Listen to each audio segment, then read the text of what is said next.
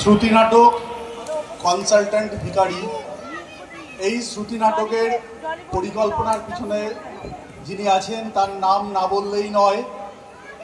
সমস্ত পরিকল্পনা এবং পরিচালনায় আমাদের প্রিয় দিদি সুতপা দাস, আমাদের ফরচুনের এইচ ব্লকের 906 নম্বর ফ্ল্যাটের বাসিন্দা।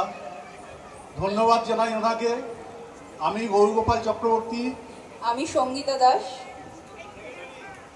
শুরু করছি আজকে শ্রুতি নাটক কনসালটেন্ট ভিখারি। মা, ও মা।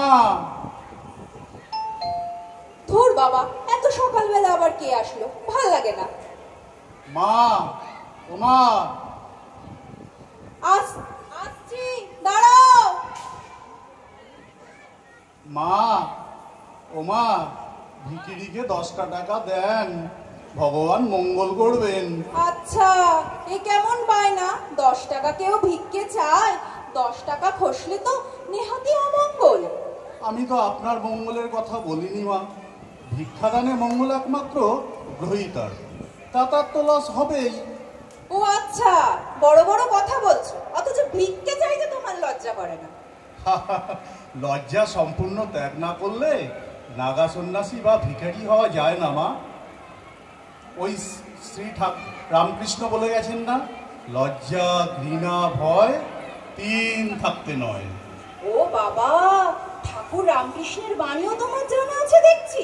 কেন থাকবে না? এটা ইনফরমেশন টেকনোলজির যুগ, সবাইকেই খবরাখবর রাখতে হয়। ভিক্ষের লাইনে আছি বলে কি মুখ থাকতে হবে মা? তাই বলে একেবারে 10 টাকা ভিক্ষা চাইবে? কি করব মা, যা ইনফ্লেশন, সংসার চালাতে এটাই লোয়েস্ট ডেনোমিনেশন। হ্যাঁ, লোয়েস্ট ডেনোমিনেশন। কি বললে? ওরকমে চলে না। বলো কি?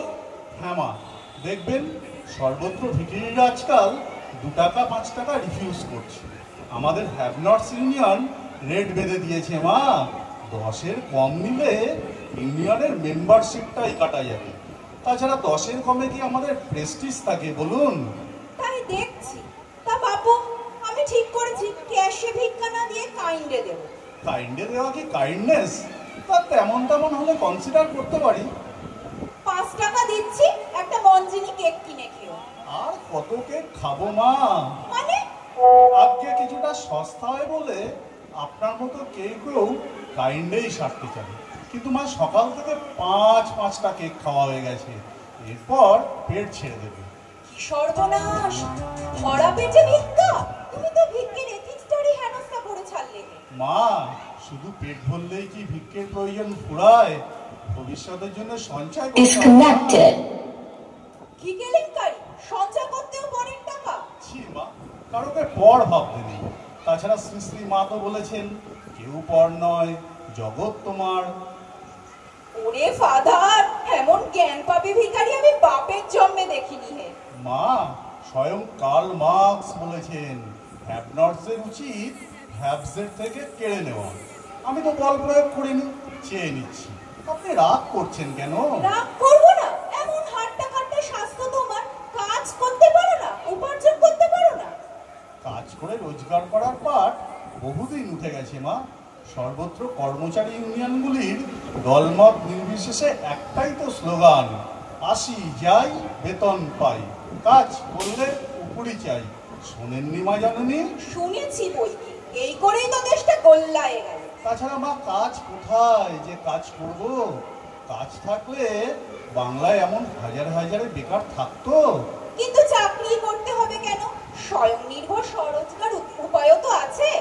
আছে মা, যার পরিমাণ গোষ্পদের চেয়ে বেশি নয়। বস্তুত আত্মনির্ভর হওয়ার 2টো মাত্র উপায়, ডাকাতি অথবা ভিক্ষে। ডাকাতির মতো খতরনাক প্রফেশনে না গিয়ে নিরীহ ভিক্ষাবৃত্তি নিয়েছি। এটা কি অপরাধ হলো মা? ওই তোমার সঙ্গে কথায় পারা যাবে না। আচ্ছা, তুমি কি জীবনে কখনোই কোনো কাজ করনি? কেন করবো না? ভিক্ষেও তো কোয়াইট নভেল প্রফেশন বলুন, একটা হামলেস স্বনিযুক্তি প্রকল্প। আমি বলছি, তুমি কি ভিক্ষে ছাড়া কখনো কোনো কাজ করনি? মানে ওই সোশ্যাল ওয়ার্ক জাতীয়? কেন মা, ভিক্ষে ভিক্ষেই তো একটি রেসপেক্টেবল সোশ্যাল ওয়ার্ক। কি বললে?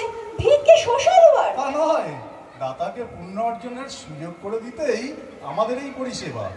বলো কি, ভিক্ষে পরিষেবা? তা নয়, ভেবে দেখুন, লোকে পুণ্য অর্জন করতে দেশ দেশান্তরে ছোটে, তাতে যেমন খরচ তেমনই নানান হ্যাপা, পথশ্রম।